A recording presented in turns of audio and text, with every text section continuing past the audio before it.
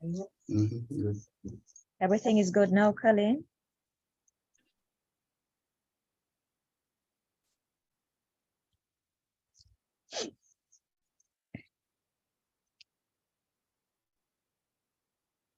Yeah, go ahead. Mr. Williams ain't here as yet, but we can do.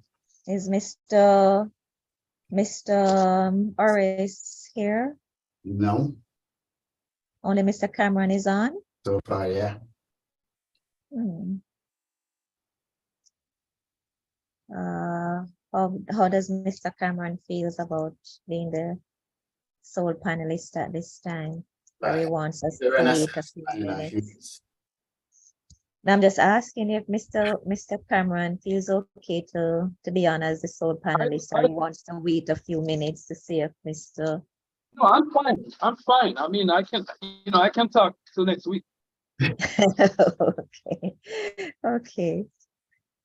All right, Colleen, whenever Lots you're of ready things to talk about. So true. All right, Colleen, whenever. Okay. Can you send me the link to my? Can you tag me on Facebook so I can share it? Yeah, I'll tag you. Colleen. Tag me already? No, I'll tag you in a minute. Okay.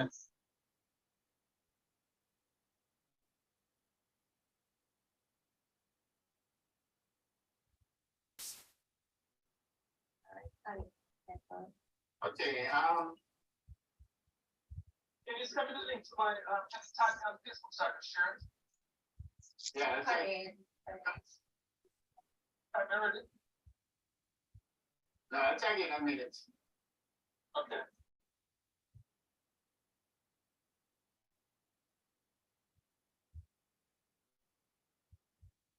Okay, greetings everyone, and welcome to the Irie Myrie and Friends show. Tonight we are going to ask, what about a third party? Okay, our guest should be Mr. Williams, the the chairman of the NDM, but he has not arrived as yet, and Mr. Mark Cameron.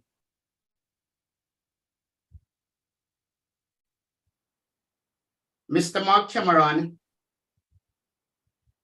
is a Jamaican-born artist who made presentation to the Barbadian Prime Minister, Mia Mottley, catching Johnson from the iconic movie Hidden Figures, Lisa Hanna, and most recently, the managing director of the IMF in Washington, D.C. He's also an international chef, where he's showcased his culinary skills on all major networks here in America, and builder of the only cut-stone houses in Jamaica. Mr. Cameron is also an activist who forced the Backside Company to put sprinklers on the Mandeville Mud Lake after his presentation in Parliament. He recently presented on behalf of Jamaica executives their views to the Constitutional Reform Committee at the Jamaica House 3 weeks ago. Mr. Cameron, why do you believe a third option is viable in Jamaica at this time? Or should I say, why do you believe a third option is viable in Jamaica at this time? First of all, thanks for having me on your program. You know, the Jamaican people have not gotten their voices heard since independence. The two political parties have been carrying the same song and dance for the last 60 years. And the Jamaican people have finally realized that they're being led by a duopoly governance. It's the Jamaica Labour Party, the People's National Party in most recent times, against the Jamaican people. And I mean, you can see by how they vote, or lack thereof. I mean, Jamaicans are not voting because they realize that there's no real option these political parties are not carrying, they're not representing the Jamaican people. They're not carrying the voices of the Jamaican people. So, I mean, just going around and talking to the Jamaican people about what's going on in the country. I mean, most Jamaicans are willing to try another option because the options they've had in the past haven't worked out. So I believe that the time is right. You know, nothing happens before the time, and just talking to people, they want change. All Jamaicans want change. I mean, things are not going the way that they ought to, and the time is right.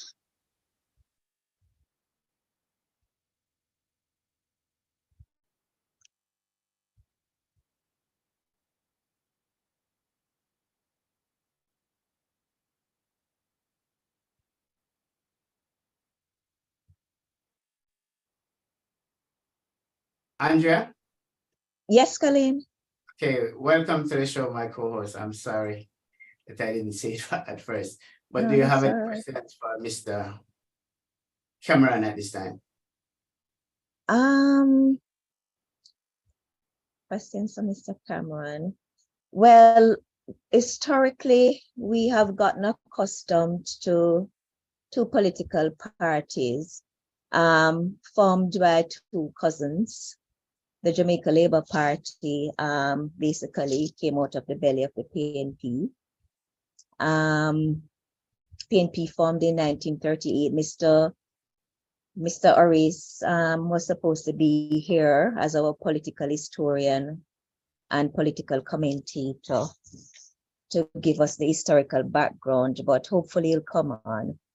So I think the concern of all Jamaicans, and would want Mr. Cameron to elaborate on, is to try to have us understand why, since the formation of the People's National Party in 1938, from which the Jamaica Labour Party evolved in, I think, 1943, thereabout, right, by Alexander Bustamante, who was he's a cousin, or was a cousin of Norman Manley. Why, since those two parties have become our dominant political parties, and we have seen many, many other parties attempt to take a run in the political space, why none basically has been successful. The closest we have seen was the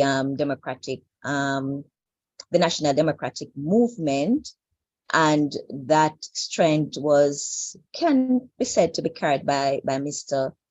Goulding, based on the fact that when Mr. Goulding left and went back to the Jamaica Labour Party and won that election marginally, on his return to the Jamaica Labour Party, the NDM kind of has doubled down and not as active as it was under the leadership of former Prime Minister, the Honorable Bruce Goulding.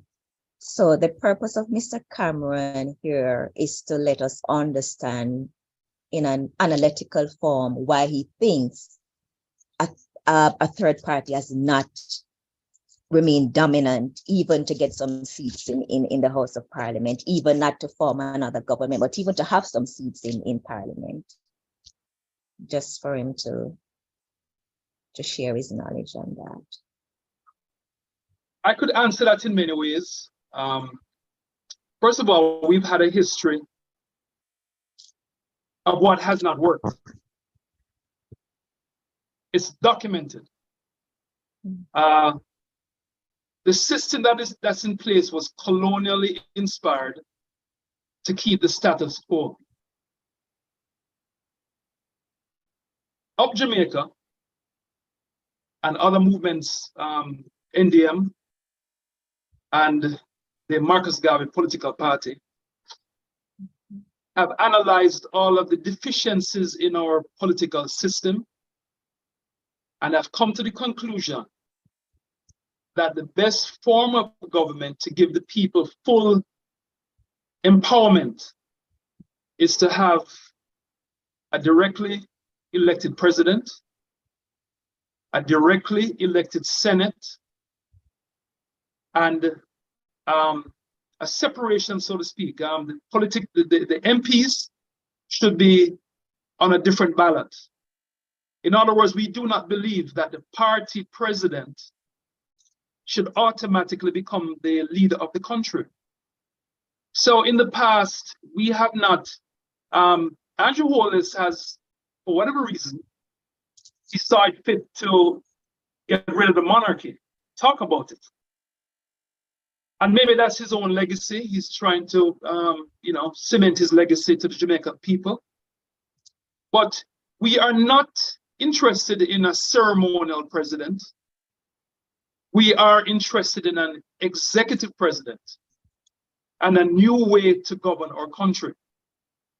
And if you look on all the way the system has been, and what we're trying to do today is that we believe that our country our leader should be based on merit. Whoever the president is should be able to select a cabinet that does not consist of MPs, but persons who, based on meritocracy, based on their ability to serve in their portfolio. We also believe that the Senate should be the ones who vote on the president's appointments. That way we have a direct link with the people.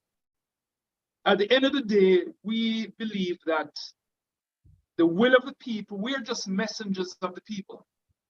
We're the ones that are carrying their message and effecting change on their behalf. We're not coming in and telling them what they should do. We serve at the will of the people. And that is a big difference in what we're trying to do here at Up Jamaica. Right. We're not trying to dictate to the Jamaican people what they should or should not do. So we can make suggestions based on the people that are within our group who are professionals, business people, teachers, and so on. So we have a variety of Jamaicans who want change. And I've seen the disdain for both political parties, is evident.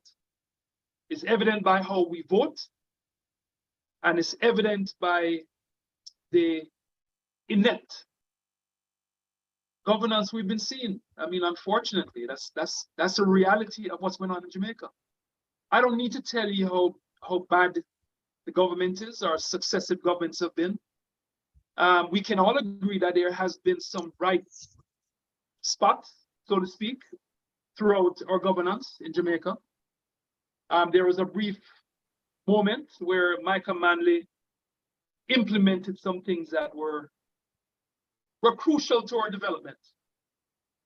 But because of the adversarial relationship between both political parties, a lot of his initiatives, based on the geopolitical problems at the time between the East and West, it was a perfect storm to derail his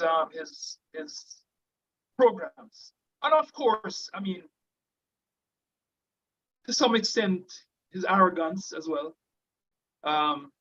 It was a perfect storm to prevent his government from doing well. But since then, we've been challenged. We've been challenged, going back and forth. Promises have not been kept by our leaders. There is a lack of trust by the Jamaican people. We don't trust our leaders anymore. And, just by the votes we saw in the last election, we have not gotten the full representation from the Jamaican people in trying to determine who is going to govern the country. Okay. Mr. Cameron, if you could enlighten myself and the rest of Jamaica about exactly what UP represents or up is a registered political party, or is it a movement, an activism movement? Okay, Up Jamaica is a group. It's an advocacy group with a political arm. Okay. We are an umbrella for Jamaicans to join us and to take charge of their own lives. So it doesn't have an objective to put any representatives in Parliament. I will explain our objectives. Okay. I'm trying to let you know the structure of why we came about and how we plan to get our candidates. Unlike the other political parties, we do not provide candidates to constituencies. They bring their candidates to us under our umbrella. Our umbrella consists of, there's certain guidelines for governance that we believe fosters transparency, less corruption, and a more inclusive governance where the representatives and the people are linked. They're inextricably linked to a common trajectory, which is a better Jamaica. And that can only happen with an open dialogue between the representative and the people. We also believe that they should live, every representative for Up Jamaica should live in the constituency in which they serve. So if Mr. Jones down the road car drops into a pothole, the MP is going to drop in that same pothole. So there's a... So what are you gonna do with the councillors? Quite frankly, that needs to be discussed with the Jamaican people. We don't believe that the councillors, and this is a personal opinion because we have to talk about this as a country. I'm not sure what, we had another system in place that worked much better. The Public Works Department, along with the parish manager, made sure that the infrastructure of each parish was taken care of. Now we have 240 parish councillors and only 14 parishes. I don't think Jamaica is being served by that amount of representation with no clear guideline of their job description. I mean, if you're going to tell me that we're going to spend $1 billion to pay councillors to fix a road, to fix a pothole, to ensure that lights are being taken care of, and to vote on issues affecting the parish every Wednesday, I don't think we're getting our money's worth. We're spending too much money on representation and not enough on the infrastructure that is so desperately needed. Many communities today in Jamaica don't have proper water supply or proper roads. So how can we justify that level of that expenditure when, I believe that we should be served first. The Jamaican people should be served first. Okay. Not the councillors or the MPs. It appears that they're getting served first and we are getting what's left. Okay, so again, I want to know your belief because you keep talking about I believe. What do you believe, or where do you believe Jamaica economic future lies, and in what area of development? Well, we have to look on our economic history. Jamaica was identified as a place by our former colonial rulers that it was ideal for farming, sugarcane production. The Jamaicans in the numbers we see today are here because of sugarcane production. Our economic challenges have been because we have not transitioned sugarcane production into anything else that's viable. As you know,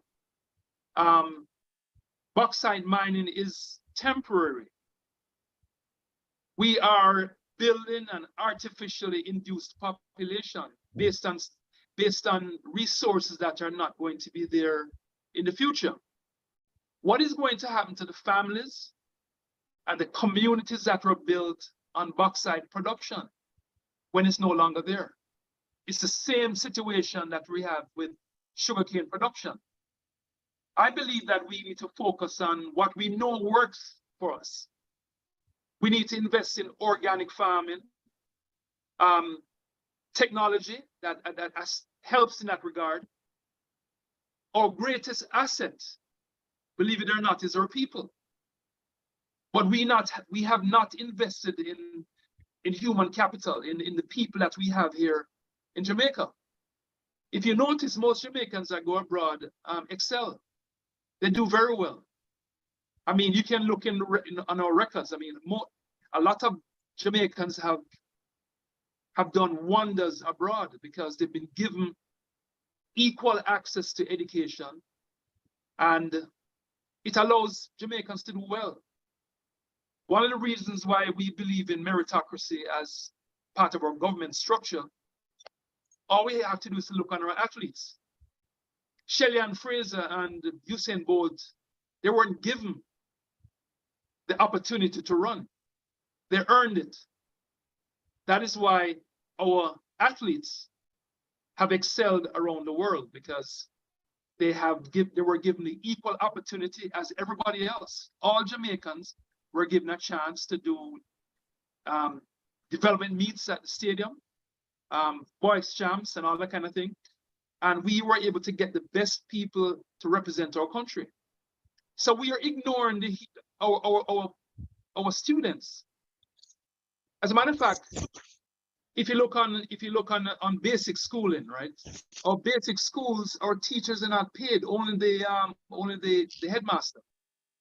That is a critical part of our learning, the basic schools, and we are not investing in areas that we need to. Once we level the playing field, Jamaicans are innovative. And if given the opportunity, I think we will excel in all areas that we are allowed to participate in. Okay, you talk about the organic farming and so forth, but how sustainable will it be? I mean, you're getting most things cheaper from abroad, so to do it back in Jamaica, how would we do that? With the farmers and stuff like that, what would you do different than what they're doing now? Well, first of all, we need to stop planting homes on agricultural land. Most of the lands that houses are being put on today by the government are agricultural land. Flat lands are the best lands for mechanized farming. We have not looked into the science of farming in Jamaica. We have not looked into the soil consistency. We have not had a comprehensive approach to farming. We plant banana, sugarcane, pumpkin. I mean, there's so much of a variety of other plants and veggies that we can actually plant in Jamaica and compete. Yeah, but that's the expense I'm talking about, I believe with organic farming, Jamaica has a soil. If you were to grow a Scotch bonnet pepper in Jamaica and grow one in Florida, it's a different Scotch bonnet pepper. I mean, the flavors that come from our soil, our rich soil, makes a big difference. And I'm not saying that agriculture is a silver bullet for Jamaica. I mean, there are other areas of tourism. We diversify our tourism sector with international meets outside of sand and sea. Like, I mean, they have the Tour de France. Tour de France is one of the biggest events in France. we can structure our own special events all around our country. We have a very diverse country, and we can, by innovation, use the topography of Jamaica, the different areas for competitive sports, hiking, hang gliding. I mean, there's so many things we can do, but we have not had persons that have looked into the innovation aspect of tourism. We have also invested heavily in the all-inclusives, which have not benefited Jamaicans the way that it ought to. If you look on years ago, before they had all-inclusives, the tourists would come to Jamaica and they would walk around and they would, you know, most Jamaicans benefited from tourism years ago. Today, the all-inclusives get all the money that comes in with from their clients, their patrons, and the money goes out of Jamaica.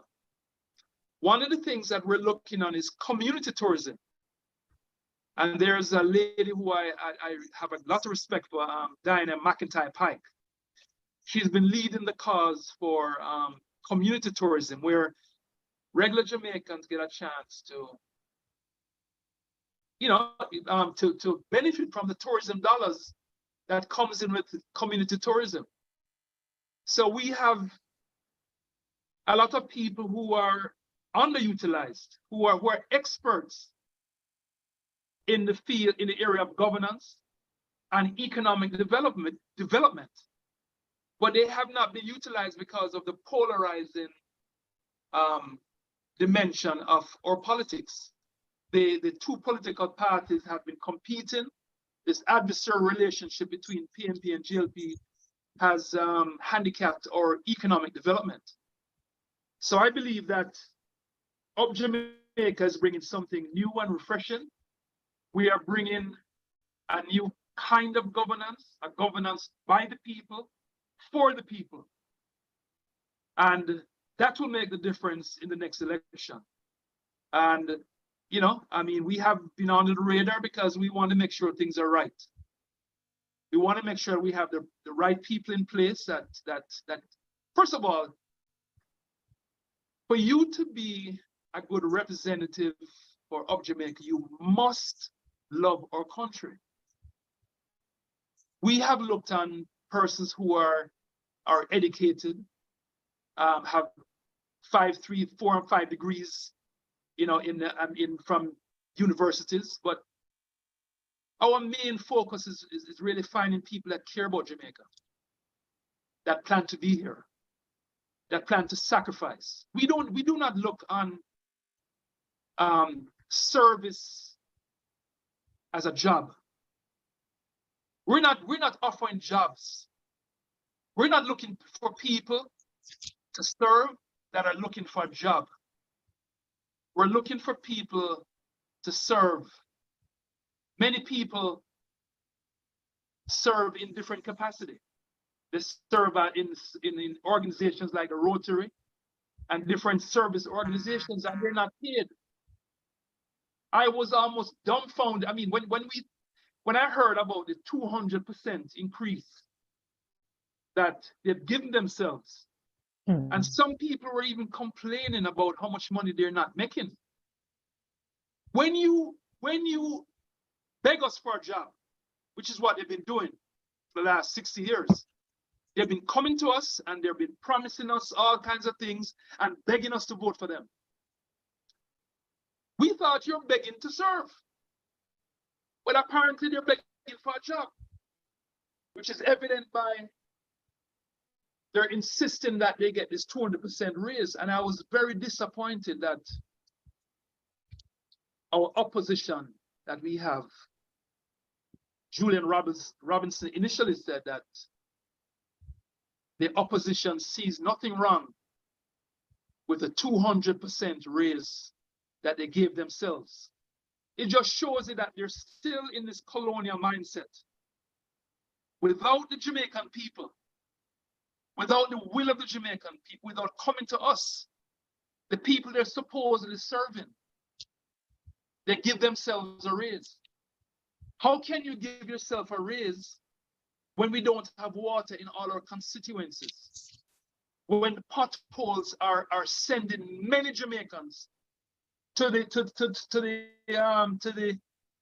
mechanic shop. How can you do that? You serve the Jamaican people first, and anything left you can get that. That's how it is in our home. That's the kind of Jamaica that I grew up in. In the 70s, when visitors came to my home, my brother and sister were not too happy, because we know that at dinner time, we are not getting the breast or the leg. A chicken back we are get. That is the kind of Jamaica that I grew up in. I grew up in a Jamaica in the 70s of service and the 60s of service to people, and not of self. When I build my house, you help me build my house. When it's your turn to build your house, I help you build your house. When I plant my ground, you help me plant my ground. When it's your time to plant, we all help you plant your ground. It's a reciprocal arrangement based on our commonalities of goodwill and service to our fellow Jamaicans. We believe in collective rising. A rich person cannot be so unless a viable Jamaican who's working can afford your product or service. We're linked. And that's the issue I have with capitalism unchecked. If you get a product made in China that is cheaper because you want to make more profits, and you sideline thousands of American workers because you're getting a cheaper product, the American worker who no longer has a job cannot afford to buy your cheaper television. So we have to look on it from have a more human approach, more empathy for people, collective rising, giving a hand up, not a handout. That's the type of governance that we are looking on in Up Jamaica. And I believe that once the people of Jamaica hear our message that is different, I believe that they will support what we're trying to do. Okay. What's in Jamaica's, Andre? Go ahead, Mr. Myrie. I was just going to ask him, what is Jamaica's best assets? Our greatest assets? Best assets are our people. Our people are our most underutilized resource. Our people. I mean, think about it. Think about what we have achieved. Think about what Bob Marley has achieved coming out of the ghetto. How many Bob Marleys are there? How many Marcus Garvey exist among us? Which is why it's so important that we adopt a policy of collective rising, equal opportunity, not the massa bakra against the people, but giving our people access to the best technology, giving our people the access to the best technology for farming, empowering our artists. As you know, economies are based on ideas. Most of the products we buy today are based on somebody's idea that goes into manufacturing, and we buy a product or service. Okay. We need to invest in our people in the area of critical thinking, not just regurgitating the same old that we have in high school.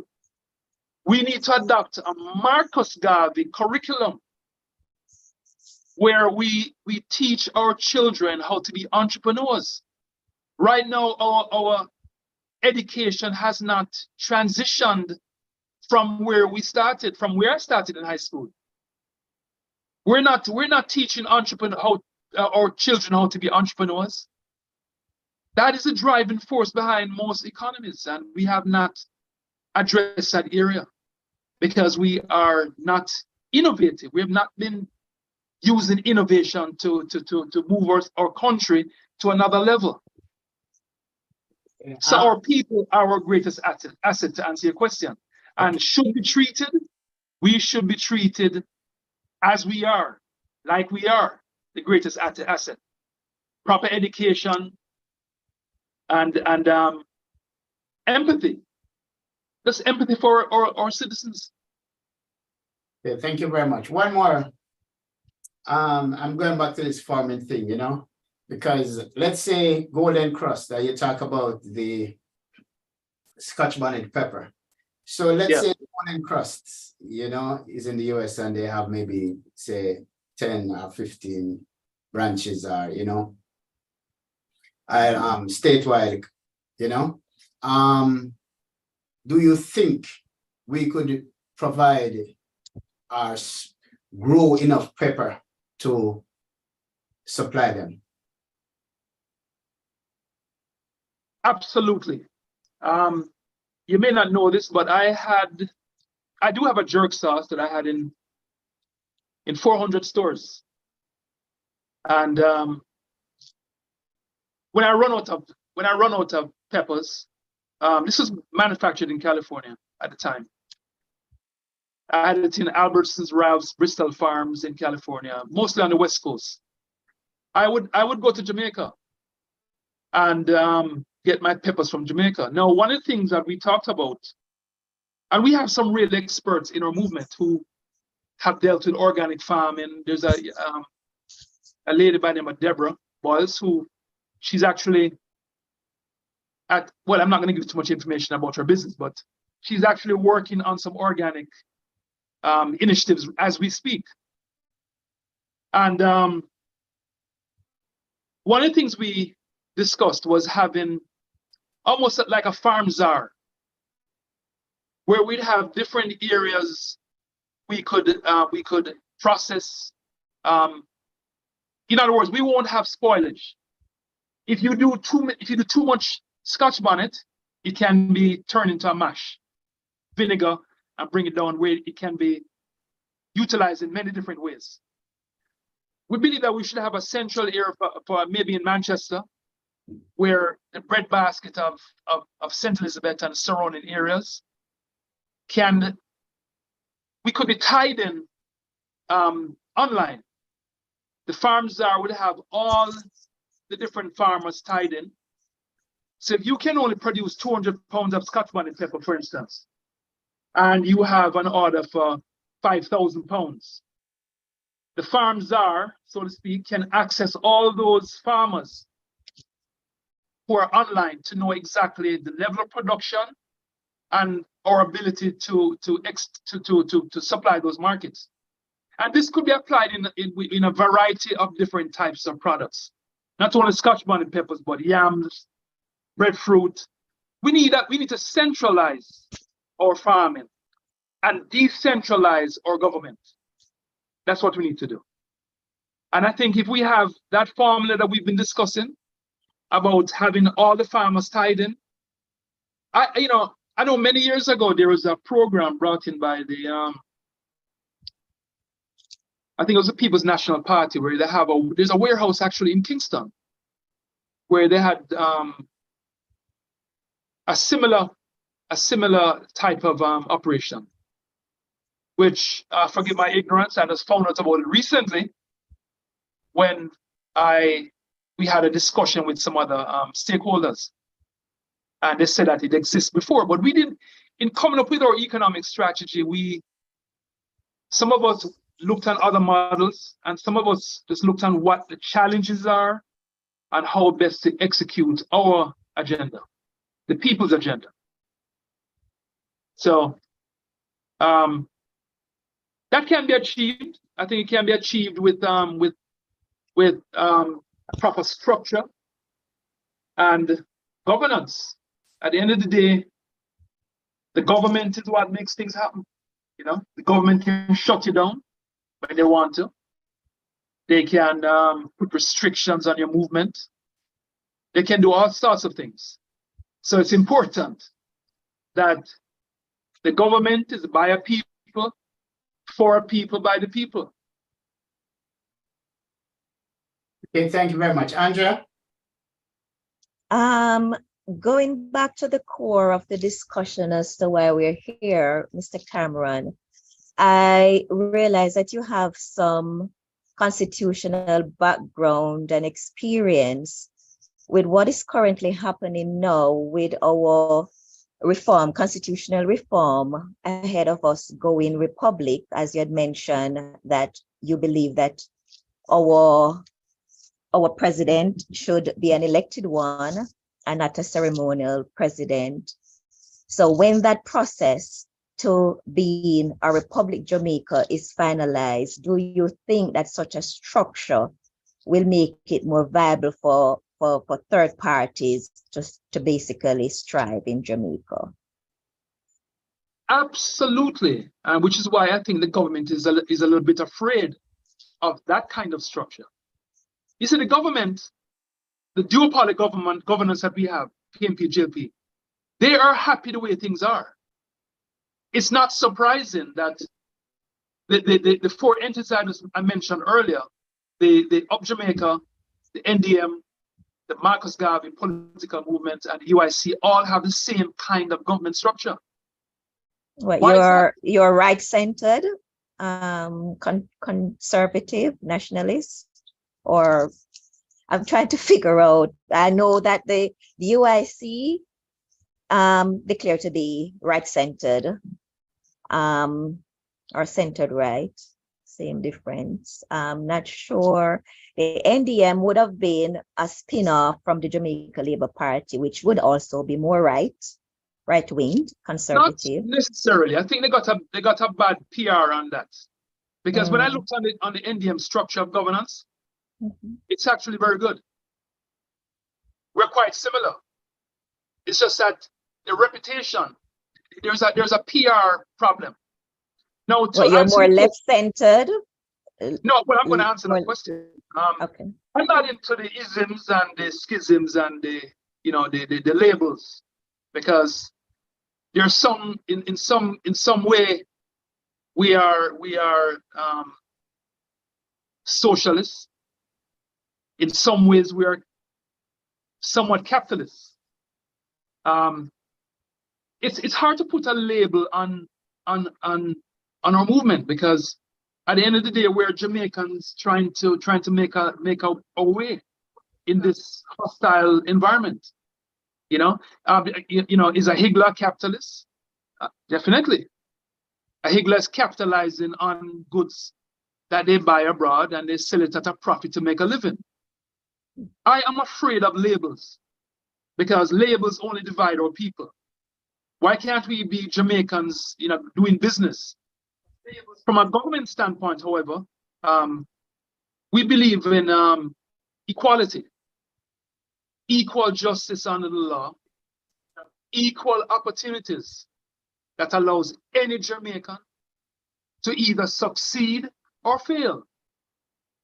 We believe in fairness for the Jamaican people. We believe that even in the judiciary, the justice system has been skewed against the rich and the poor. When a connected rich person gets in trouble, they get what is considered due process. Due process means that you can stay out of jail for years without going to trial. If a man thief some ackee off of the Governor General land, or thief three sheet of zinc, him gone jail. So there's no equal justice in our country, and that is why you have these killings, people killing each other, because they realize that if they go through the process, they're not going to get speedy justice. That's why I'm trying to find out, Mr. Cameron, from a constitutional reform perspective, how different are these social plagues and the social ills that just plague us year in, year out on the different governments? How, from your perspective as somebody who is afraid with all these constitutional discussions, how you think that going to a republic structure will solve some of these problems that we face today? Well, the key elements we talked about, first of all, is how we elect our prime minister. The prime minister will be accountable to all Jamaicans, not his or her political party. That's number one. Number two, if we have an elected Senate who actually deal with our laws, they are accountable to the people. In our movement, we have a recall option. So non-performing senators can be recalled. Now, in the context of a republic, the main areas we talked about, there are other elements to our republic. And I think that is up for discussion with the Jamaican people. For instance, we believe that the DPP should be elected or appointed by a freely elected Senate that allows this separation between the justice system and the government. Mhm. We believe that NEPA should also be independent with prosecutorial powers. So if some entity comes in and destroys our environment, you can't go to the government and say, boy, give us a blight. NEPA should be the ones deal with those issues, and the government ministers can't come in and circumvent their work, which is what's happening now in the Rear Cobra and other areas where there's pollution. So there has to be a comprehensive approach to how we look on our constitution. The areas we talked about a while ago are areas that we can start on. But other parts that will have to have the input of the Jamaican people. I can't come in and say, boy, this is what I want and what I want. We have to have that conversation with the people because we serve the people. We're not like the other political movements that are parties that dictate the Jamaican people. We have to have town halls with them. We have to engage. Give them options based on education. We have to educate the Jamaican people before you can ask them to vote on very critical issues. But what we know for sure by our survey and talking to people around the country, what is absolute is that they all want to have a say in the kind of governance that we get. They want an elected president. We don't want anybody appointed by the party. We want an elected Senate and an elected DPP accountable to the people. There is also talk among our group about an elected commissioner of police. There's too much intermingling and not enough separation of powers. No, there's not enough separation of powers, so it's politicized. And excuse me, once you bring politics into the mix, you're not going to get persons based on meritocracy. You're going to get people based on their friends, high school, or who support the party best, or wait your turn politics. There are people in the PNP today that are not at the forefront of the party because it's not their turn. Are you presently putting forward these recommendations to the Constitutional Reform Committee? Are you putting forward some of these recommendations? No, when we went to Jamaica House 2-3 weeks ago, myself and Peter from the Townsend from India, right? We presented areas on which we can agree. And the areas in which we presented and talked about was the election of a president, no with an executive president, no ceremonial president. Number one, the Governor General cost the Jamaican people $470 million a year. Can you imagine for a ceremonial duty? In a developing country, it's disgraceful. Exactly. Yes. Mr. Cameron, what is that? Mr. What Cameron, makes it worse? To my point, I what think makes it he's worse? breaking now. Am I Right. breaking up? No, go ahead. You were, but you're clear now. No, I said, and what makes it worse is that they're being paid with borrowed money Paying and back money at high interest. and asset liquidation of Jamaican assets. Mhm. That is fiscally irresponsible. Irresponsible. Just to give yourself a raise at 200% is something that I cannot even it's hard to understand what's going on in their minds to do that. And I can guarantee you, Based on the economic state of the country. no, I mean, If we could shows that- afford it, it would be fine. If we had good hospitals, good schools, good roads, reliable water supply, high standard or reasonable, good standard of living for everybody, we could say go ahead, but yeah. Yeah, but it's not about us, it's about them. We are serving them. They're not serving us. That's the problem. Think about it. The delegates are the ones who select the candidates in both political parties. The delegates, not the people. It's not an open vote. They don't present candidates to the constituency and say, hey, these are the people, let's have a vote. No, the delegates collude among themselves and decide who is going to represent in that parish. Mhm. That's not the And way. even that process can sometimes be very underhand, for whatever better word. Absolutely. There's a gentleman who made Yeah. a recommendation in the constitutional reform discussion in Jamaica House. And it is something that we talked about before. And it is voting by text, using technology to vote.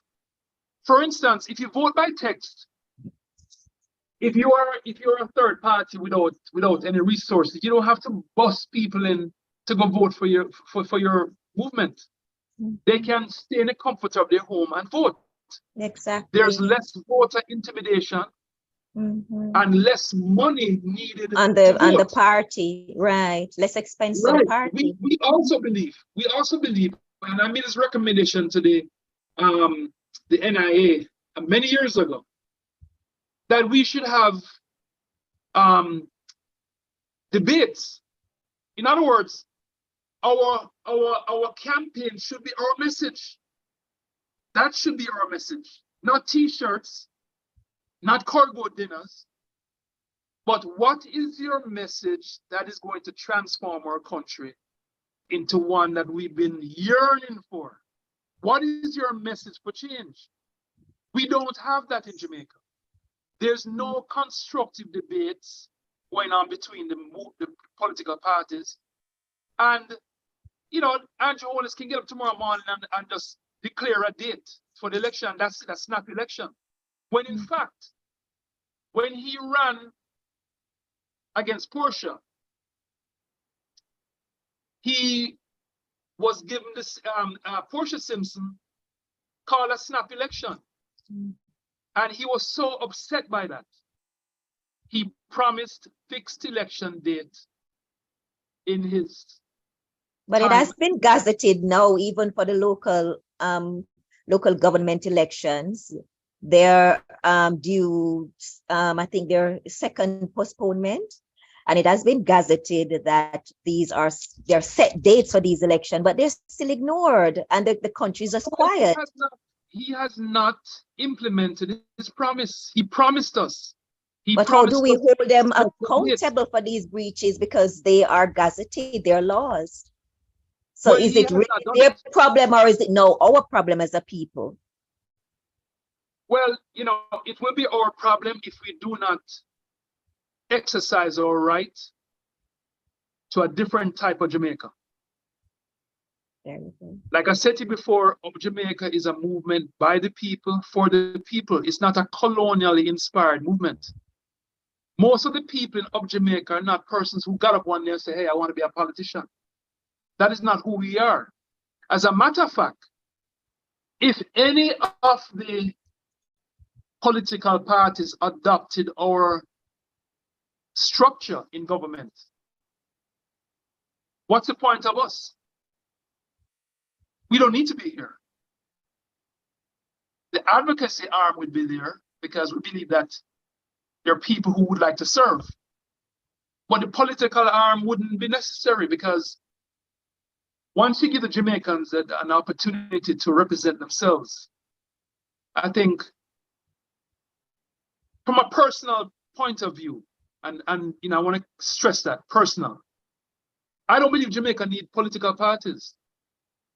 I think what Jamaica needs is a non-partisan democracy where anyone can get up and vote for the best person in the parish and the best person to lead our country. But we have to go in with a similar system, the Westminster system, to effect the change that we would like, which is the unfortunate thing. We have to actually form a political party to go up against what we have. That's the deck we've been given by the colonial masters. So it just makes it a little more difficult. This is not an easy road that we're on because we have been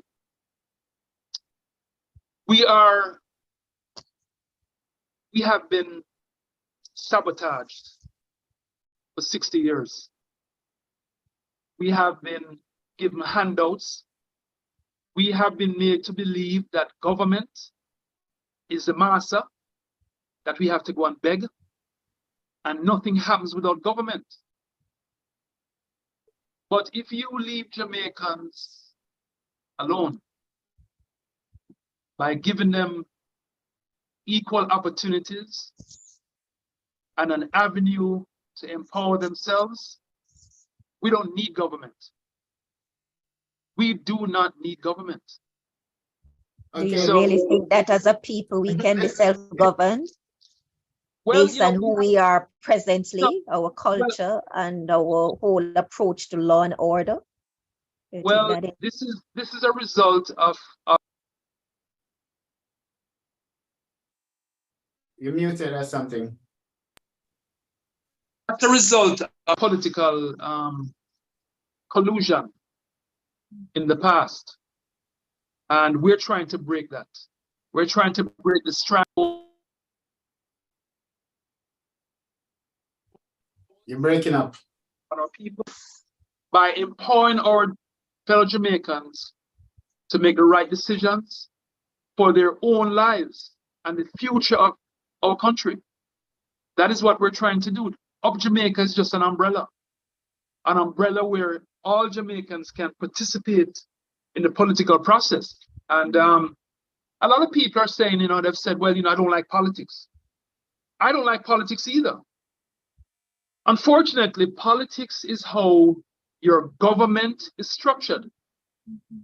Okay, you have to. I was going to ask you, you know, what is the best structure of government post-colonialism for Jamaica at this time? I think the best structure is a non-partisan democracy. A democracy that does not divide our people. Where people, there's no green areas or orange areas, no GLP area, no, just people. We all want the same things. Why is there this political divide? Why are we divided on color lines? Why can't I go over to Jonestown because I'm a comrade or a shower? I mean, this is foolishness. But that is how they are able to control our people. It's to divide and conquer.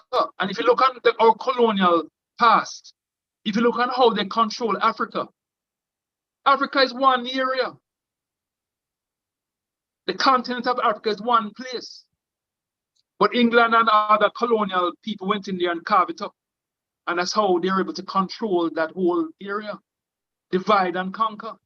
And they've done the same thing in the so-called Westminster model we have here in Jamaica. It has plagued our country. And we have not been best served by the political system that is in place today. So I believe the best system, to answer your question again, is a non-partisan democracy. But at this point, we are based on what we're trying to do. We're trying to go the route of a republic, which we talked about. We can engage later with the people about the structure, which is a discussion we have to have. We have to educate the people. We have to do town halls around the country to ensure that we collectively get the government, a government that is sustainable, a government by the people, for the people, for not only this generation, but the generation to follow. And that is what we're trying to do. Okay, Mr. Williams, who was supposed to be here, he said that he's in a meeting, you know. Okay.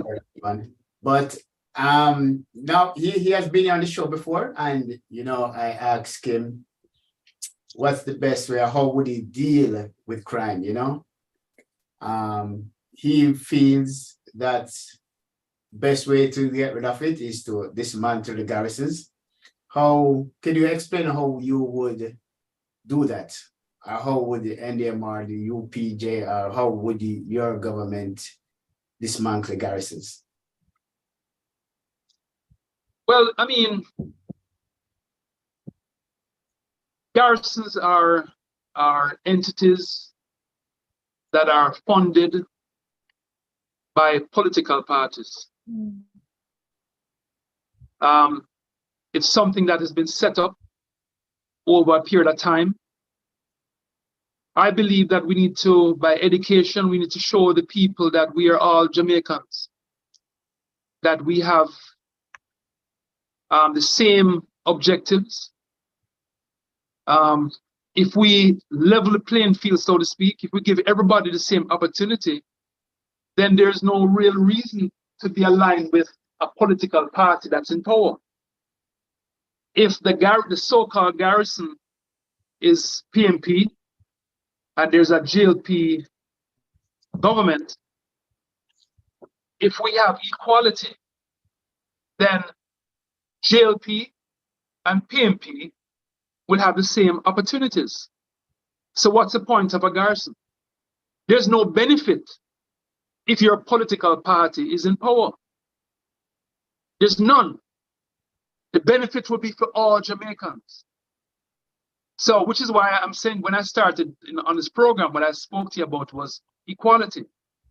We are bringing equality to the Jamaican people. So it doesn't matter what government is in power, you are going to get a government that represents the entire Jamaica. And that is what we intend to do. That is how you break up the garrisons. And, you know, another thing is that you do not put a blind eye to criminality. You don't do that. If a person in a garrison is doing something that's wrong or committing a crime, in a lot of cases they're protected by the garrison structure. So this is not something that is going to be overnight. But I think one of the ways that we can engage the garrison is economic opportunities. You know, I think if we go into the communities and the MPs should spend their time trying to create, you know, economic development in their community and stop going around giving handouts to people. We have to change our mindset in how we engage our residents. We cannot keep, you know, we're actually doing a disservice by going into the communities and handing out a few dollars here every couple of weeks. That keeps them down. We need to give them proper education, and to be an ambassador for your own community. Go around the world, go into different countries and find out how you can stimulate the economy in your own constituency. But we need innovative practices that will foster development. And that has not been done because most MPs spend most of their time trying to get re-elected rather than serving the people. Politics has been monetized. We've monetized politics, and that's why a lot of people are going into politics. But I can assure most Jamaicans that if you are coming into the Up Jamaica movement to get rich, that is not the platform that you're going to use to fleece the Jamaican people. It's not going to work out for you. You will be compensated, obviously, but don't come into the Up Jamaica feeling that you can monetize your place in government. That's not going to happen. One of the things we worked on in this organization is we looked on how government has been corrupted. So the policies and procedures we put in place deals with that. Deals with how do we circumvent the monetization of politics? Because that is where the corruption starts. There's a lot of time spent on that aspect of our movement. Okay, so how would you finance your party in order to be represented in politics? In parliament? I believe our message will galvanize the people of our country. We're offering something new. We will not pay for votes. We don't believe that if we're serving you, that we have to buy our way into serving you. You have to understand something, right? That politicians who give handouts, they pay a few dollars to have the right to take millions from you. So when you get a $5,000 to vote for me or to vote for whoever, you are giving me permission to go there and just take millions of dollars. So why would I? Well, I don't owe you anything. You are already bought. I don't owe you a dime. So we're trying to break that up. We're trying to turn that into a criminal act. It is already a criminal act, but as you said, there's no separation of powers. Everybody's lying in the same bed. So who is holding who accountable? Look at what is happening at the agency that is in the Integrity Commission. Look at the war that is going on between government and the agency that is supposed to hold them accountable. I mean, it's disgraceful. When you have a duopoly governance, when you don't have a real opposition, that is the kind of thing that happens. So it will continue to happen, and we will continue to complain, and nothing is going to change. So at what point do we as Jamaicans say enough is enough? It sounds like most of the blame needs to rest with the people, because we have been maybe just too laid back, just take whatever is thrown our way. I think that we're a democratic society where the power lies with the people. I think we miss that a lot. So we're just laid back and think that we're actually the servants when we're actually the leader. So but if you talk about democracy, in the absence of truth, democracy cannot be realized. How can you have a democracy when you're voting on a lie? We were told that we would have fixed election dates. We have not gotten fixed election dates by the PM. We were told that there would be an impeachment bill. We have not seen that yet. Absolutely, that's part of our Jamaica process. They're just So No, many that hold on. Hold on. We looked on all the areas that are not serving the Jamaican people. That is the first thing we looked on. We looked on what has not worked. In an up Jamaica government, if you're caught selling votes or buying votes, you're going to go to jail. Because what you're doing is circumventing the democratic process, which is what allows us to have free the and right fair elections, right? Absolutely. So if you do not fix a problem, you're going to continue the problem. There are laws in Jamaica today that are not being observed, that are not enforced. And they exist. Why? Because the government, successive governments, it's not in their interest to fix these laws. From an Up Jamaica perspective, we are about solutions. The things we looked on when we started the movement was the solutions. What are the things that are debilitating to our country? And that's where we started from. We looked at all the areas that needed to be improved for better governance. And so we're at a point now where we have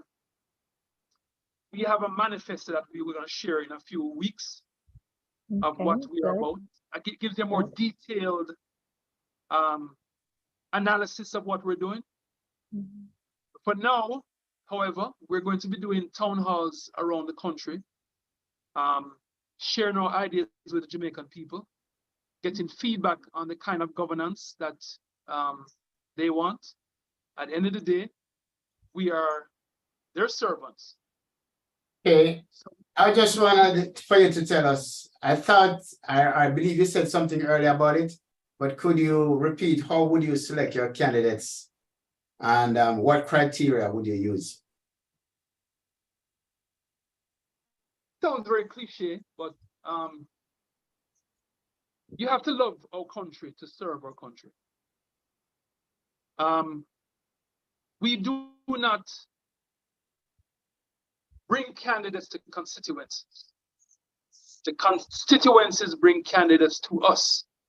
And based on our very careful vetting process, we vet those candidates. If there's more than one or two, then we have by caucus, we have a runoff in a constituency. We have town hall meetings and we hear from the people who they want to serve them. It is not our right to tell them who to serve them.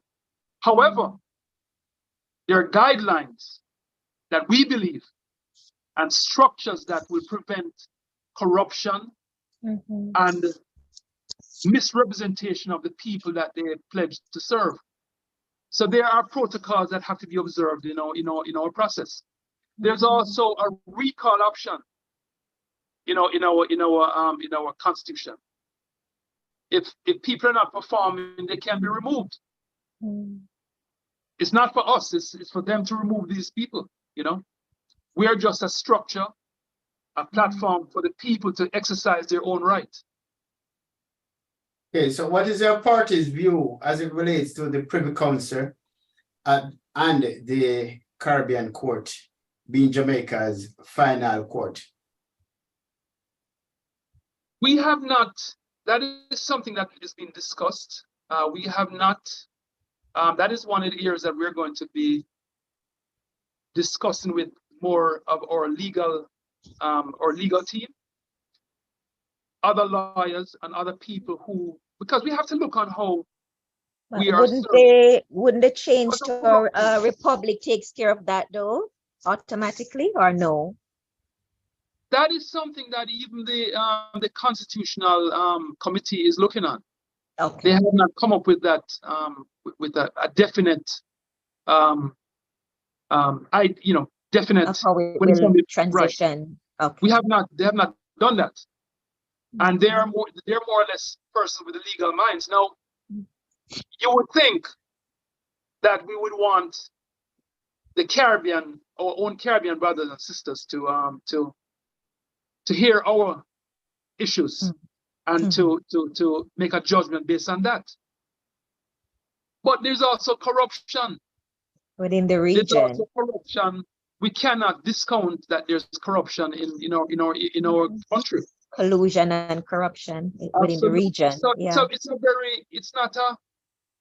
it's not black and white, because both areas have their attributes.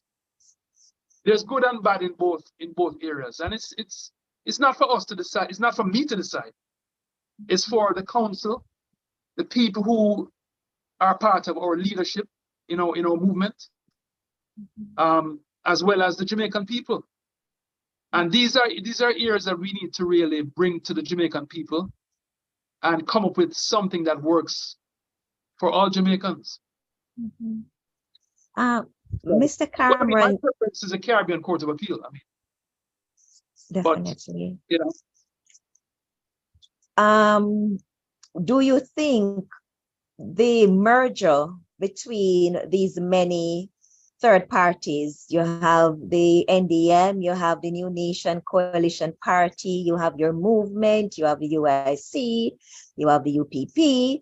So do you think that a merger, if all the leaders of these third parties could come together, decide on your ideology or ideologies and your philosophies that's going to underpin how you use politics to serve, and you work together, do you think coming together would be a stronger force against the two dominant parties that exist presently? You know, it's surprising that you mentioned that, because we had that discussion with the NDM, the Marcus Garvey political movement, and we haven't spoken to anybody else yet. But we have no issue engaging with persons who are of the same mindset in terms of our government structure. As a matter of fact, we are planning on having a united opposition. That's the area we're going in, and I'm happy that you mentioned that, because we need everybody on board, because the duopoly to keep the government in check. Yeah, these guys, them man, they have enough money, enough resources, and they have the media on their side. They have and some outside elements as well, you know. So all I can say is that we need everybody on board. And I mean, we're all Jamaicans who want the same thing. The government structure that we talked about, the UIC has it, the NDM has it, Up Jamaica, Marcus Garvey Party, we want the same thing. So why not? You know, we just have to have a discussion. There is going to be a convention of sorts on the 20th of August in Jamaica at the convention center of all like-minded people. Convention center in Kingston or Montego Bay? Kingston by the wharf. I mean, close to the water. Right. Okay. And there's going to be some fireworks. But I believe that at the end of the day, we are going to support each other. So if we have a Marcus Garvey candidate in Westmoreland, and Up Jamaica doesn't have one, we are going to support that candidate. But that is something that we need to talk about as a group. Like I said, Up Jamaica is an umbrella. So all of these groups can actually come under Up Jamaica. So would your party have 50% representation of females, considering that we have more females as Jamaicans? A lot of our members, as a matter of fact, in the NEC today of Jamaica, it's actually half and half. Okay, thank you. As we speak. Is that strategic, or it just happens naturally? Well, it happened organically, I think. I think we all want the same thing. But I mean, I have no issue with a woman. I'd love to see a Jamaican, a female president, to have the first female president. And I'm not trying to, I'm not trying to pretty things up. It's I've written about this several times. I mean, I think our women have excelled and have done very well around the world. You know, our Jamaican women are they're doing a number on the Jamaican men in terms of in terms of how they excel in school, in terms of how they in the corporate entities, they're doing very, very well. And I could see a Jamaican a Jamaican woman heading our fledgling democracy. That is not out of the picture at all. But then again, it's for the Jamaican people to decide. You know, I think we have capable people in, you know, both male and female in Jamaica. They're just underutilized by the system. The system has not allowed the best of our people to serve. So that's true. We'll see what happens. You know, I think once we open the doors for everyone to come on board, we're inclusive. We're inviting everyone to come on board of Jamaica. We're inviting disenfranchised GLP, PMP. We're not, pick and choosing people. We're all Jamaicans. But You're just an umbrella that anybody who wants to serve can come and serve. Anybody who wants to serve under the Up Jamaica platform we're very willing to accept them. Our criteria is that you love our country and you follow the protocols that we put in place to prevent corruption and the misuse of your position in government. That is what we're focusing on. Corruption has crippled our economy and has crippled our country. And we need to, that's what we're focusing on at this point. And our economy, of course. Our economy is a major part of our area of concern. Like I mentioned before, our farming sector needs to be revamped. Our tourism sector needs to be diversified. And technology, based on proper education. We also believe that our education should be in sync with country development. A lot of our students and our children are learning things that are not applicable to our country development. We have not even had a conversation about what kind of Jamaica we want. Are we technology based? Are we environmental? Tourism environmental? Are we mining? Mining, of course, is not sustainable, and it affects our environment. And what kind of tourism? Is it more community tourism, as Diana McIntyre Pike is pushing? What exactly is it? So we have our own ideas, but at the end of the day, it's the Jamaican people who will have to engage, and they're the ones who are going to validate our trajectory, so to speak. Okay. When I was introducing you, I introduced you as an activist, you know, and an artist. So why do you choose to be an activist?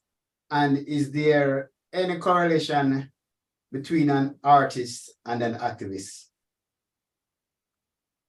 Well, artists are blessed with vision. If I were to sit and tell you all the things that I've done, you might check the boy, I'm gonna show up, you know. But I do several things because of being an artist. So it's not out of line, it's not unreasonable for me to see problems, identify problems, and try to come up with solutions for these problems. When I'm here painting, you know, I have a couple of paintings behind me. When I'm here painting in my studio, I have time to think. And, you know, it is not unusual. No, I think most artists are activists. It's in our DNA. Look on Queen Ifrica. Look on Tony Rebel. Look on all the different artists that are out there. Look on and our esteemed Harry Belafonte, who just passed away. He's an artist, but he was also an activist. Look at most of the artists. Even Bob Marley was an activist. His activism was through his music. I have transformed most of my art from this into other areas where that tells a story. Talks about how our country has been, you know, for instance, there's a piece I did called Shackled to a Dream. And it deals with Jamaicans who are shackled to the possibility of migration, who never migrate and remain unproductive where they are. So it's called Shackled to a dream that's unrealized. So most of my paintings today reflect how I feel about activism, you know, getting involved in trying to make a better It country. brings out what you're passionate about, I think. Being artistic. Well, I have different skill sets. I'm also a chef. I have done demonstration cooking on Fox, NBC, CBS in America. I have my own line of seasonings. I've built restaurants. I built homes. I built the only cut stone townhouse complex in Jamaica, in Mandeville.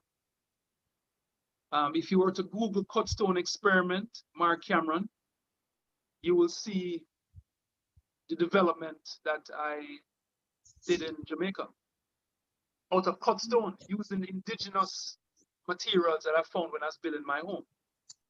So, you know, I made presentations to you know, the IMF. I'm the only Jamaican to have made that money from the IMF without having to repay it, you know. And you know, I do abstract impressionism, realism. I do several things. I mean, I'm a welder. I build barbecue grills. I build motorcycles. There's nothing that I cannot do. I'm actually in a tree house right now. This is where I built my studio. It's in a tree 20 feet up. This is a tree house. So innovation allows you to think outside of the box. And we are blessed as Jamaicans with a lot of innovators, but we're underutilized. We have not been given the opportunities to expand, you know, on what we know and to be critical thinkers. My younger brother is a doctor, a medical doctor, but he also makes kitchen cabinets. Now, how many doctors have you heard about making kitchen cabinets? And that's why it's very critical that those who take to the academics also learn a skill. And that's one of the way I hope that your movement will try to transition our education system so persons can be well-rounded in all areas. He also built a medical center, and he now has doctors working with him in his private practice. And he built a factory where he manufactures kitchen cabinets as well.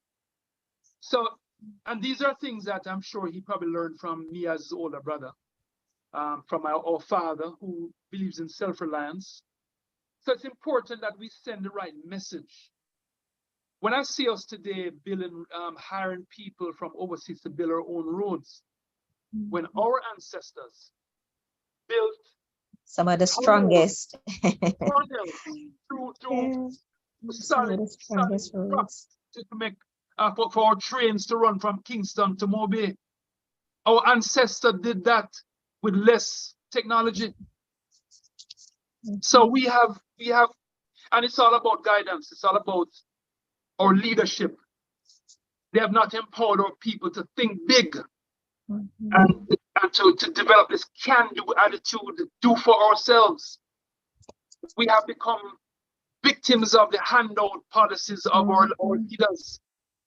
And that is what we of Jamaica, that's what we're trying to change. Okay, the government now, you know, they keep talking like that we have skilled people that are not certified. We have what? So we have some skilled people, but they are not certified, you know. So how would you or your party go about getting these people certified? We have skilled people that are not being paid, is what you're saying? Skilled people. So we have some skilled people, but they are not being certified. So they can't get certain jobs just because they are not certified, or because they don't have them in their system. So I can be a mechanic and I can be on the road and doing my side job. But because I don't have a certificate, they feel that I cannot get maybe a government job, or I cannot get an overseas, or maybe an investor comes in and I cannot get that contract to work on their vehicle. Okay, couple of things.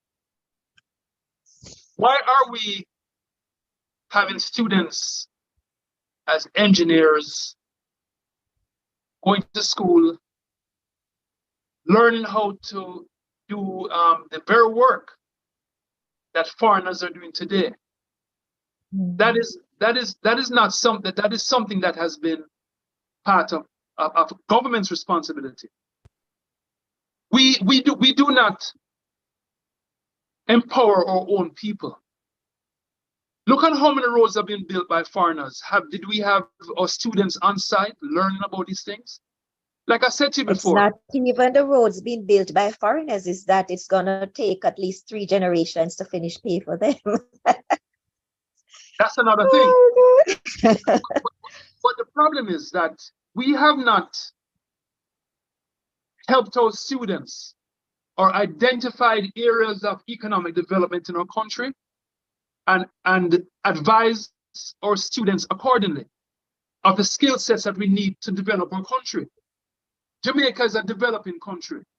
And if you're a part of the development, you'll do very well. But we have not had a conversation in our schools. Everybody want to be lawyer and doctor. How about the persons that are actually innovators, that create economies that allow doctors to be paid, or lawyers? Lawyers and doctors are secondary. You cannot develop an economy based on service, on that type of service. Those people are serving the person that are actually stimulating the economy and growth of the country. Now, I can agree that if in Jamaica we are servicing the retirement community, where people are coming from overseas that are going to take advantage of our service, then that makes sense. And that's another area we can talk about as well before I forget. Tourism, hospitality, tourism, medical tourism. That's an area we can also be talking about as well. But sorry for going back there, but I didn't want to forget that important aspect of tourism. So we need to teach our students in areas that are in sync with country development. Mm-hmm. And one of the areas is our infrastructure, where we don't have our people being certified in areas where they need to be certified. I mean, when you're talking about big projects like that, you have to be certified. If you're an engineer, an architect, you have to be certified. In the areas of hospitality, you might be looking more lax on that. I mean, you might want to understand food processing, how you handle food, as a chef, the proper temperatures, the proper protocols for food. But most of the jobs in Jamaica, I don't think you need certification to be employed. But I'm not putting a blind eye to certification, because in every aspect of our development, we need certification. There's certain jobs that you have to be certified. But you have I'm just saying, I'm not dissing or dissing us, dissing Jamaicans, but the reality is you have some of us big men, you know, who are well skilled at their jobs and they cannot read and write. So you as an architect, I mean, you know, would it be that you have your company and employ these people? They are skilled at the job, but you know, they don't have that educational part of it. Failure. That's a failure. That's a failure of our educational system. Yeah, like but I mentioned, pardon? yeah, I was saying they're very good. You look at say a woodworker, you know, they can cut, or a carpenter, they can measure, use their tape measure, cut some stuff very precise and all of those things. You know, they are very skilled, you know, but they do not have, or they cannot read and write properly. You know, what would you do with them when everybody's certified? Would you take them under your umbrella and send them out on contracts and stuff like that?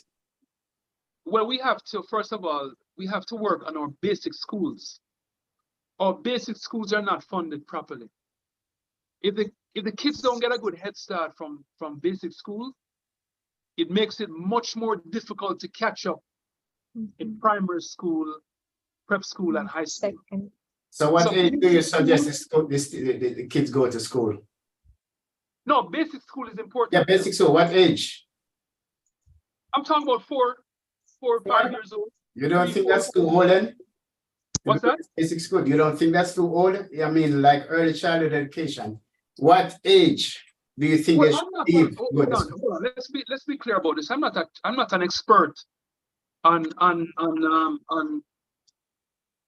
schooling. But what I know is that whenever the experts believe that it's the right time to start basic school, it should be funded by the government. Proper funding, teachers that are skilled to ensure that once they get to primary school and prep school, they can read. That must be done, and that's not being done today. All you have. I spoke to a lady by the name of Keisha Hale, who's in Kingston. She's a headmaster for Patmore Primary in Kingston. She says that when she gets the students from basic school, most of them cannot read. So it makes her job more difficult. So if we understand those challenges, why aren't we working on those problems? Those are areas we need to work on. Every Jamaican, every child coming out of high school should be able to read and write. I mean, did you see the embarrassment a couple of days ago of the counselor trying to read? And that person. So you would provide or find funding for students going to basic school then at the age of 2. Would you support that? Absolutely. Our people, like I said to you before, are our most important resource. Our own people. We have to invest in our people. Okay. If they're not educated, they're not able to make decisions that are going to affect our country. If leaders come forward with initiatives and programs and they cannot comprehend what they're saying, how can they make an objective decision on areas that are going to affect their own country? They have to be able to read and write and comprehend. And that is not being done at that level. And I'm saying to you, the most critical area of learning is from basic school. Okay. That so is when starting at 2 years old, then. Well, whenever they're supposed to start by the experts. I mean, I started prep school at 4 years old. I went to a Browns prep, and that's my first school that I went to.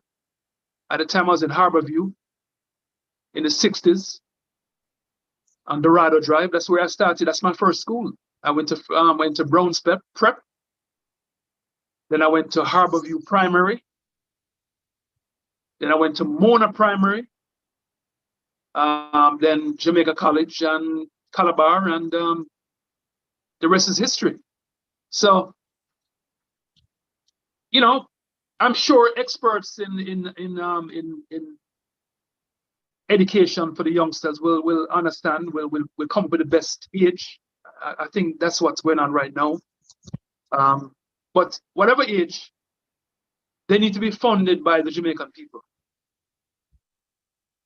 because education is important.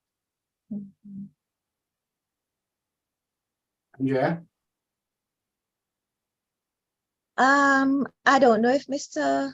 Cameron has anything else he wants to share and wrap up. We are, what's that, 14 minutes to 10. Well, I don't know if you... Well, what I'd like to say in conclusion is that we, as I look on us today as the founding mothers and fathers of a new constitution. It's on the table. I believe that we have an obligation to the next generation to chart a course that is sustainable, a republic that is inclusive, that's fair, that addresses all the deficiencies that we have recognized for the last 60 years in this so-called Westminster model, and do right by the Jamaican people. I'm asking the Jamaican people to support this movement of the people of Jamaica, to empower ourselves. The movement of Jamaica is not about the people that started the movement. The people that started the movement are the ones who created a model for the people. It's not my movement. It's not the execs in the NEC who started the movement. We built a movement for the people. And it's the people's responsibility to take the movement and to carry the movement into the next generation. At the end of the day, if not now, when and by whom? Mm-hmm. This is a very critical juncture in the history of Jamaica. And we have to make the sacrifice and the commitment to fix our country that is deserving of the greatness that we've seen by individuals around the world. Let's not forget that if there is no Jamaica, there'd be no Marcus Garvey. If there's no Jamaica, there'd be no Peter Tosh, no Mighty Diamonds, no Chronics, no Michael Manley. You know? So let's give every Jamaica an opportunity and allow the best of us to rise. And I think Jamaica will be best served by that philosophy of collective rising and empathy for each other, love of country, love of our people, and common objectives that benefit all Jamaicans. I would like Jamaicans to give Up Jamaica a chance and give yourself a chance. Giving Up Jamaica a chance to serve is giving yourself a chance to serve. We're inclusive. It's not a wait your turn type of politics. We welcome every Jamaican to be a part of the process. And as we go around the country and we have our town hall meetings, please introduce yourselves to us. so we can dialogue and break bread together and talk about how we can leave a better country to the next generation. We have suffered long enough. Jamaicans have been suffering. We understand the plight of the people. We are from the people. I live in Jamaica. I have my home in Jamaica. And we see the suffering. We see how people have to work with $5,000 or $6,000 a week to juggle and make a bully beef sandwich. And the same bully beef can make a dinner for the people with some cabbage. We believe that if we empower Jamaicans by farming more, we'll be healthier. Our food costs will actually go down. I know Mr. Myrie talked about our food costs and how much money it's gonna cost by buying among Jamaicans. When you buy Jamaica, when you buy from Jamaicans, you're empowering Jamaicans. You keep the money among ourselves. So we don't have to buy tin food that is not very good for us and is not as healthy. When I was in high school, we used to walk from Stadium to Calabar like nothing. We're much healthier in Jamaica back then. Now we're eating all the whole of this fast food, Kentucky and all of them kind of food. And we're not as healthy as we were before. So by eating Jamaica, we're going to spend less money on our doctor bill, because processed food doesn't help us. Processed food was designed for countries that cannot produce food in the winter. So they can eat food that they've harvested in the summer. Why on earth are Jamaicans eating processed food in tin? We should be eating food that is fresh, that we can get in the markets. And speaking of markets, our government has a responsibility to clean up our markets, so our vendors can come in there and have a proper place to display their goods. And it's not, filthy as it is today. But that is how they think about our people. They think about us, of Jamaicans as second-class citizens, serving the Bakra and the master. The faces are the same as us, but the mentality of the oppressor is still among the people that lead our country. And that is something that we need to fix. And we are committed to fixing these areas that have kept the Jamaican people down for so long. Enough is enough. Jamaicans have had enough. How much more proof do you want?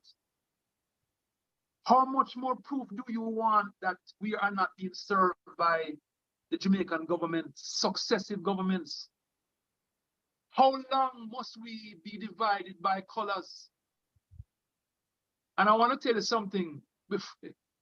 The irony of the colors, and this came out organic.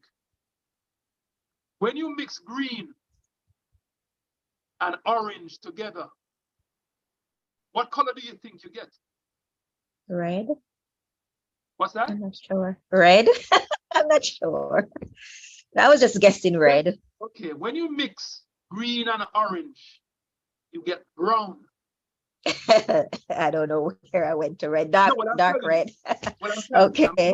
So brown is the color of our people. And it's the color of our movement. The color of the Up Jamaica movement is brown.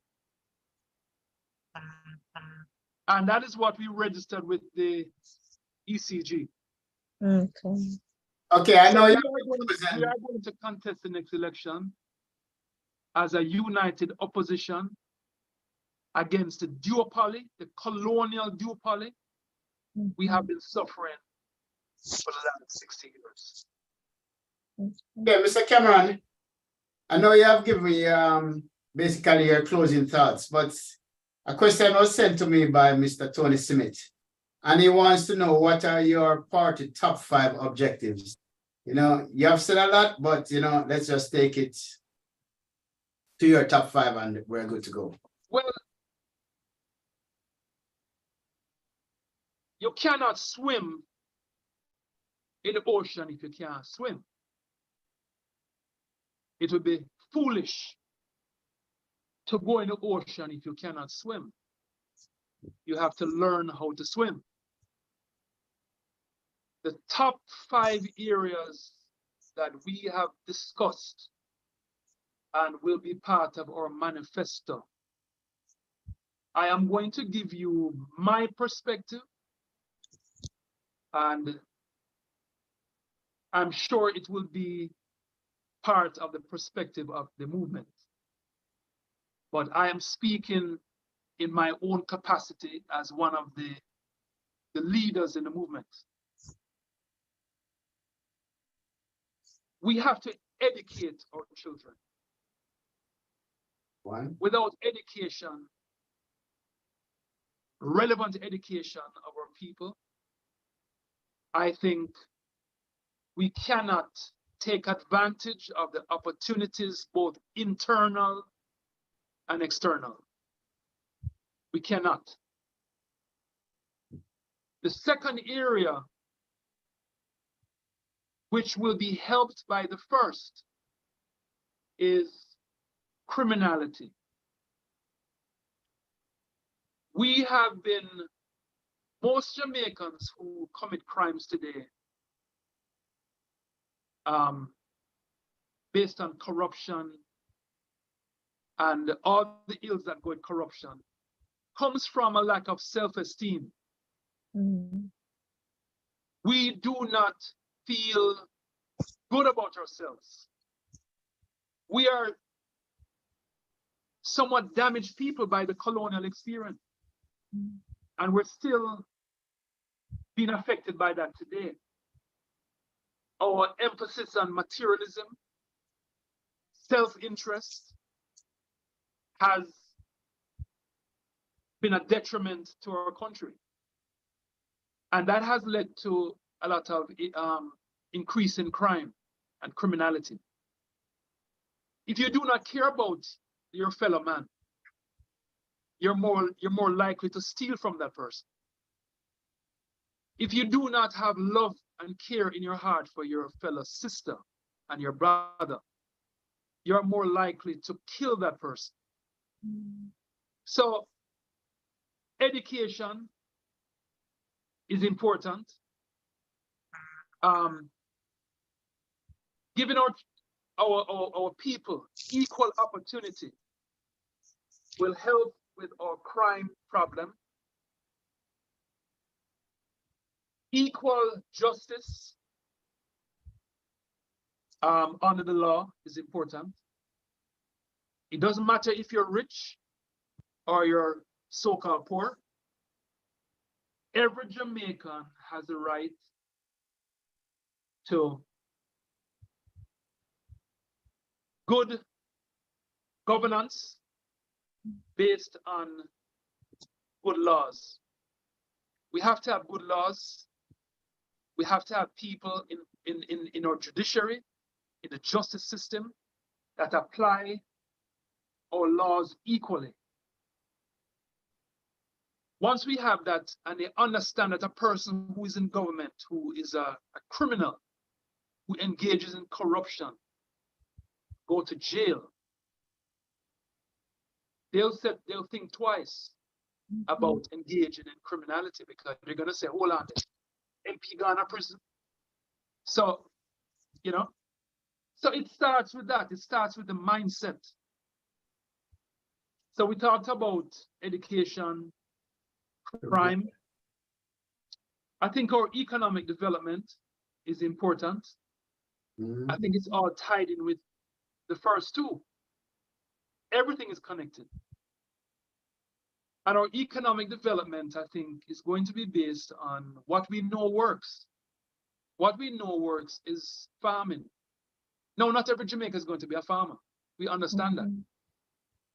But by the initiatives of government, we're going to put programs in place that are going to empower our farmers. Where, and this is a personal view, I think we should have farming sectors that are linked with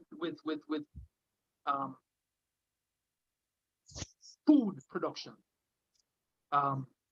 Persons that are knowledgeable in the field, that can actually galvanize all the farmers in one area, possibly. I could easily see farmers living in an area that is good for farming, and they will look out for each other because they have a common interest. You know, these are things that we need to talk about.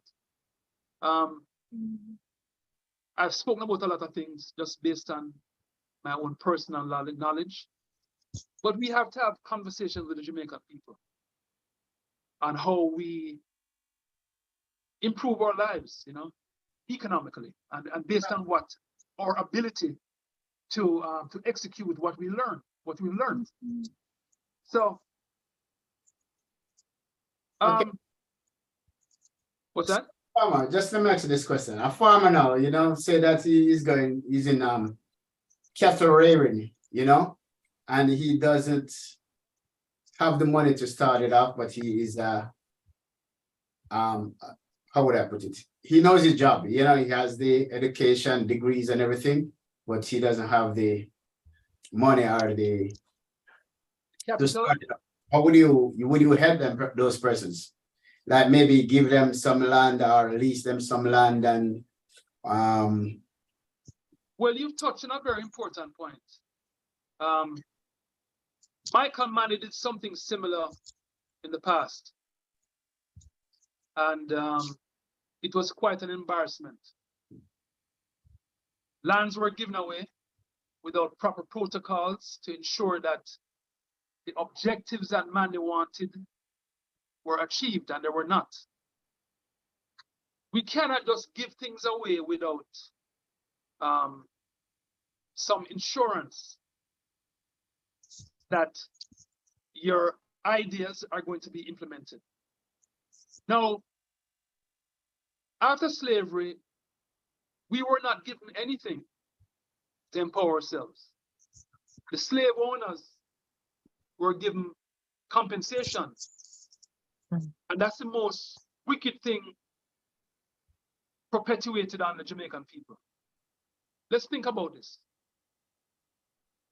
You were taken out of Africa as a slave.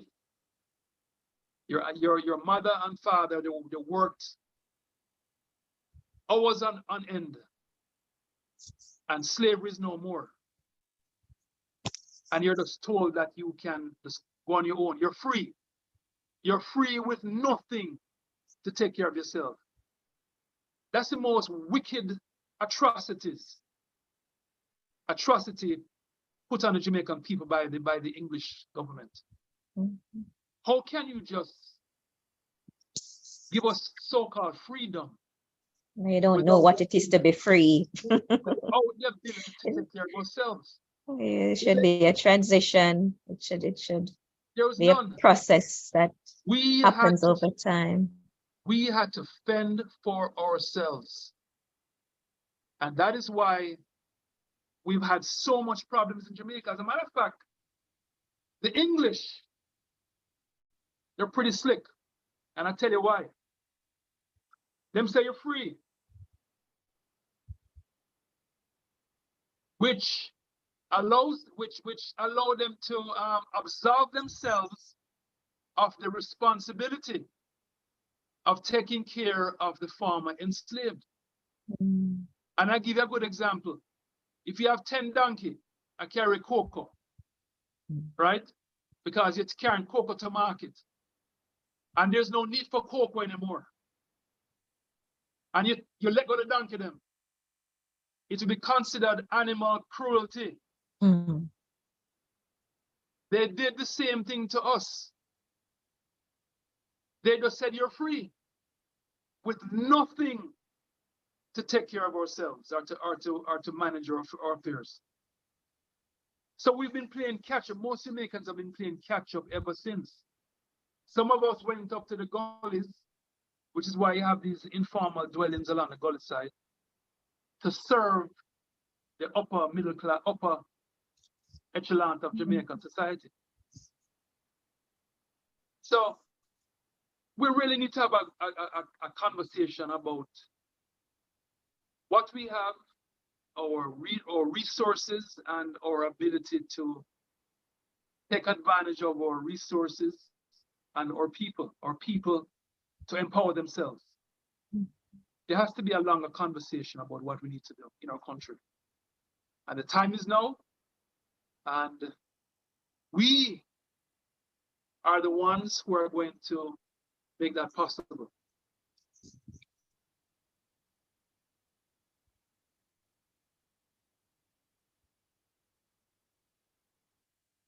Andrea? So anyhow, having said that, I appreciate the opportunity to speak to you about our fledgling movement, which will be ready by election time. And I hope that Jamaica is not, we don't look on a third party as a losing option, because we have been losing for the last 60 years. The duopoly governance always talk about a wasted vote. But how long have we wasted our votes on them? Just a quick question. Maybe what, 68 years? You say you will be ready for the next election. How many seats you think you are gonna contest? I would like to contest. Everyone. Everyone? Yes. 63? That is our hope. But all is not lost if we get enough candidates to form a coalition government. Because we will have to have a conversation before anything happens in Jamaica. They will have to speak with the coalition as a coalition. So we're shooting for the stars. But if we hit the moon and we get a coalition government, I think it's a great opportunity for us to have dialogue among the Jamaican people about the kind of Jamaica that we want. So I believe that a coalition government is a good thing. It's not a bad thing. But if we were to get all seats, then it will be seats occupied by Jamaicans who want a better Jamaica, who have looked beyond the two that have not served us well for a better Jamaica. So it's a win-win. But we're not going to stop. Up Jamaica is not only a political entity, it's an advocacy group.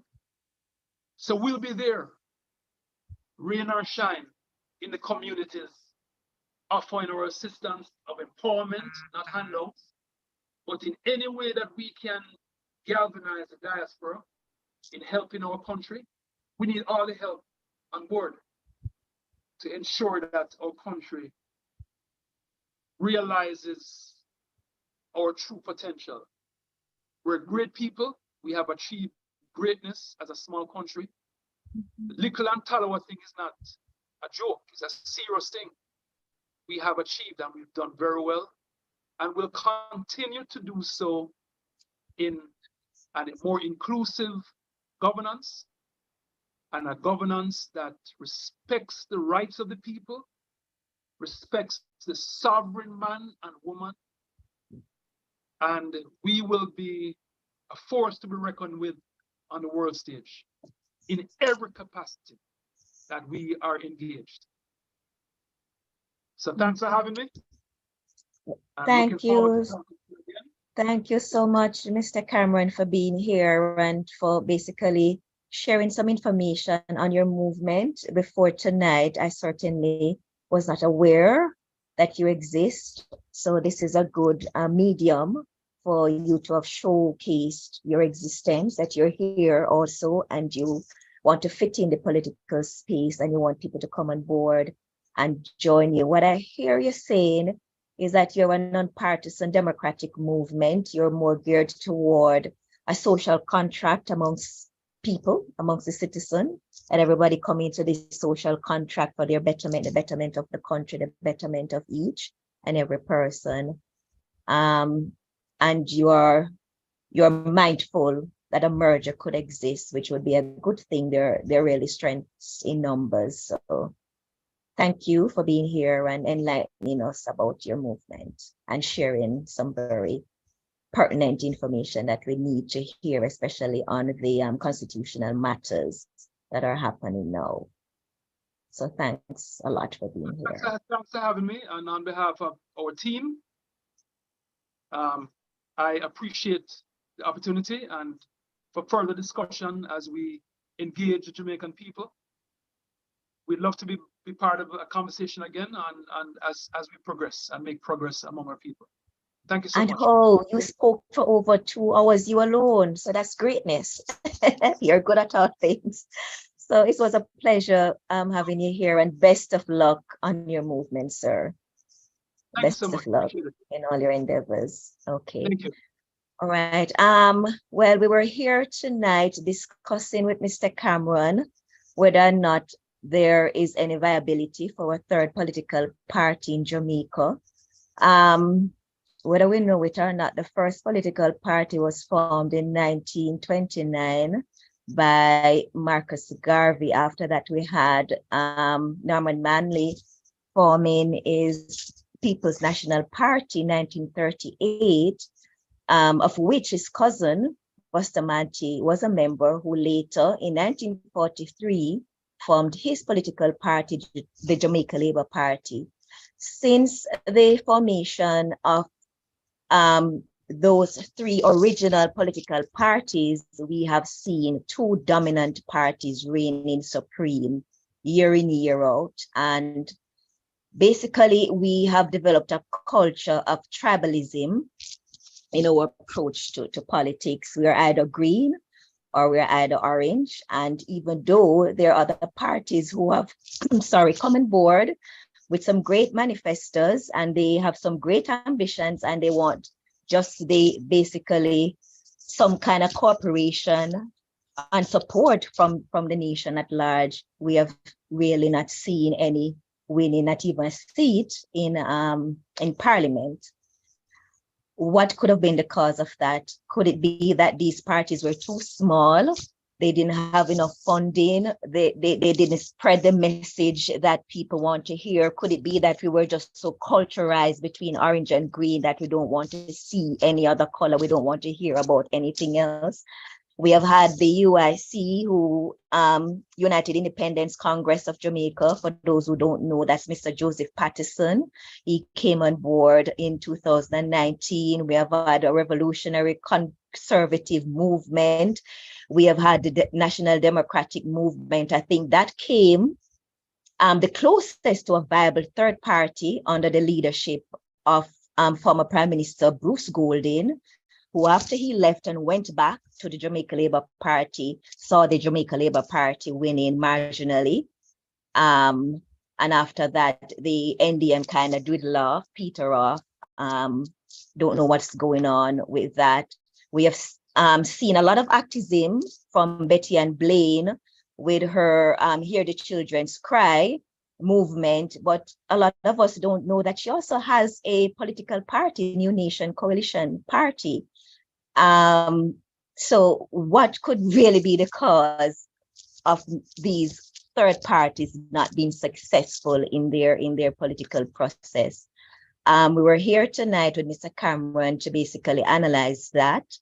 Hopefully he thinks the movement to becoming a republic will add some advantages for third party. He thinks a coalition type of government is also possible, a good way for Jamaica to benefit more from politics.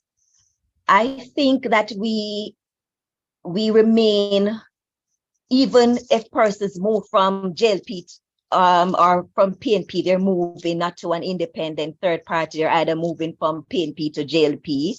That is what we have become accustomed to over the years. That's what we know. That's what a lot of persons even shed blood and tears and everything for, because they're so emotional about their relationship and their alliance and allegiances to whichever party they choose. It's not just a political party for them. It's like it's intimate. It's a part of their life. It's a part of who they are. It's a part of what represents them as a person or as a family. It's a culture for them. And that's just how we have been socialized politically. And I personally, this is my opinion, I personally think that is the main reason, the fundamental reason why a third party has not been successful to even get a seat in parliament, because we're so culturalized in being tribal and in which party we support, and we hold it dear to our heart, and the party we choose. Even if you cross over, usually if you cross from one to the next, you develop that culture and you stay there. Mr. Cameron is of the belief that going republic could change that, depending on the constitutional reforms that are put in. One of those could be allowing the diaspora to have more say, because whether we know we want to accept it or not, the diaspora contributes a lot financially and in other areas to the country, even though they live outside of Jamaica. So hopefully the constitutional reform that is taking place in us going to a republic can alleviate some of these hindrances and barriers that prevents third party the viability of a third party to even get some seats in parliament. So let's see where that goes. Funding, of course, if there's some constitutional reform that basically removes some of the expenses from operating a political party. Mr. Cameron mentioned voting by email or voting the way the Americans do, which you don't have to show up at a polling station. That will reduce some of the cost on political parties in their operations and movement of people to and from polling stations and setting up of polling stations and printing of ballots and all of that. So let's see how this changes with whatever constitutional reform that is made, to see if we can broaden the spectrum of the political process. So until next week, those are some of my closing arguments. Have a great evening. Thanks for being here with us. It has been a while. Thanks for staying, and catch up next week. Bye-bye. Thank you very much.